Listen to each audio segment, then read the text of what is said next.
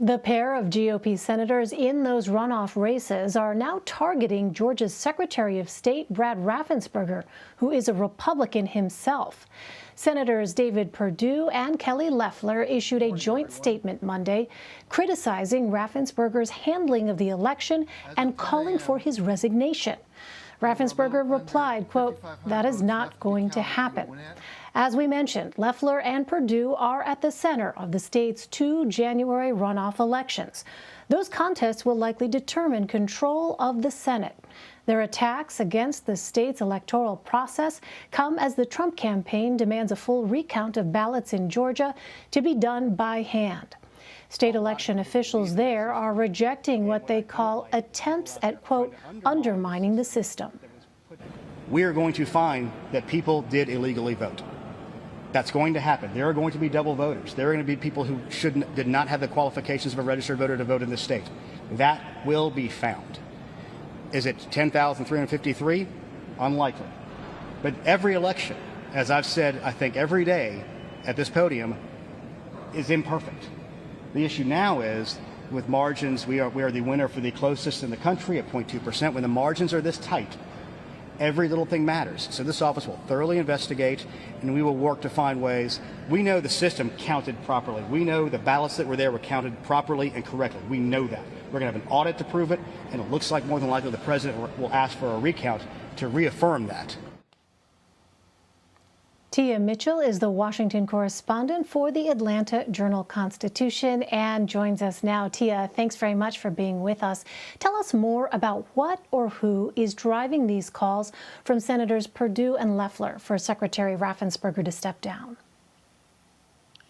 Well, we think those calls are coming straight from the president himself. There are, reports that the president was in contact with Senator Perdue and Loeffler ahead of their letter. We haven't been able to talk to Senator Perdue or Loeffler about their letter. They have declined media interviews to talk more about why they are asking for Secretary Raffensperger to resign, because they and other Republicans, the entire GOP delegation from Georgia, now have signed a letter asking for Raffensperger to investigate the election, but they're not providing much evidence to back up their claims. And that has been the concern, not just from members of the media like me, but from the Georgia elected officials who, as you know, are Republicans too.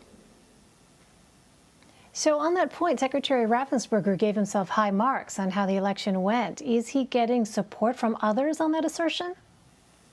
Yes, the Governor Kemp, even though he has not just flat out kind of rebuked what President Trump is saying, he's measuring his words much more carefully and stopping short of accusing the Secretary of State of any wrongdoing or undermining the integrity of Georgia's elections, as well as Lieutenant Governor Jeff Duncan. He also has defended the integrity of Georgia elections. And again, even those who are accusing Raffensperger of not investigating fraud or misuse and abuse, they aren't providing any evidence. And the interesting thing is Georgia's elections went relatively smooth this time. In June, there was a meltdown.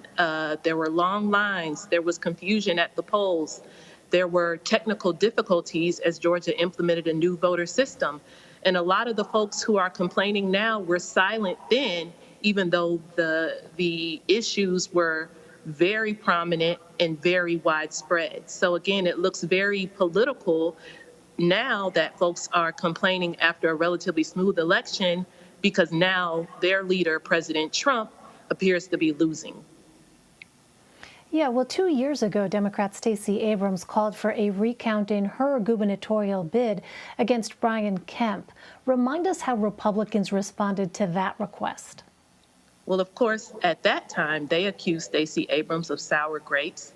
And there is a difference in that whether you agreed with Stacey Abrams or not, you can't say she wasn't bringing evidence. Stacey Abrams and her team were rolling out examples.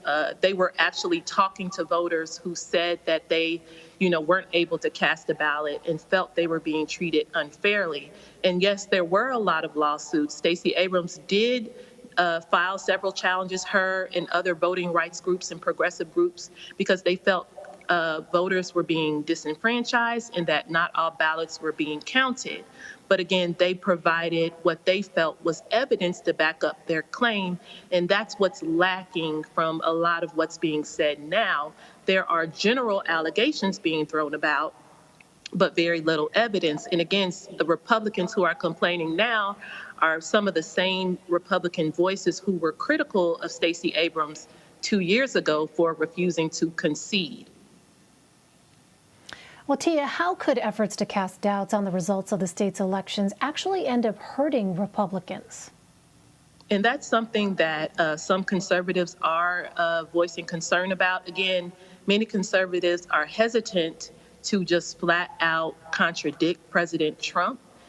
So that is much more muted. But there is a concern that if Republicans undermine the integrity of the elections, that could cause some of their voters to stay home. If they don't think their ballots will be counted fairly, they may decide that what's the point of heading to the polls once again. We know turnout is the hinge that will determine the outcome of this January 5th runoff, and therefore the balance of power at the U.S. Senate.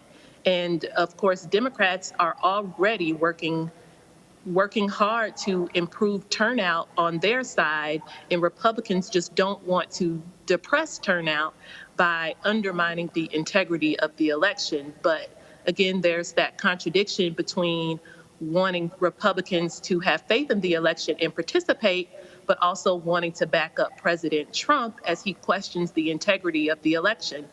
The Republican Party right now is trying to do both, and I'm not sure they're going to be successful on both ends at the same time. Well, before we let you go, Tia, you have also reported on potential candidates for positions in President-elect Biden's administration. We mentioned Stacey Abrams earlier. Who are some Georgia Democrats that could be on Mr. Biden's radar? And of course, all this is purely speculation early in the transition, but it's fun to play that game. Yes. Of course, Stacey Abrams' name is out there, because she does have experience pushing for voting rights. Perhaps she could be attorney general or some type of voting rights czar at the federal government if she's so inclined. Of course, if she wants to run for governor in 2 years, it's unlikely she would take a job with the federal government. Of course, Atlanta Mayor Keisha Lance Bottoms, who was one of President-elect Biden's early surrogates. We wonder if she might be tapped. But again, she has to decide whether she wants to take a role or run for re-election herself. We also have former acting Attorney General Sally Yates in the mix, and the Federal Reserve chair of the Atlanta Bank. He also is in the mix for possibly being the National Federal Reserve chairman or Treasury Secretary. There are a lot of other names. We have Ms. Bedingfield, who currently works for Biden as his communications director. Could she get a similar job in the White House? So a lot of Atlanta folks we're going to be kind of following and reading the tea leaves. Yes, only 70 days until Inauguration Day. Tia Mitchell, Tia, thank you so much. Thank you.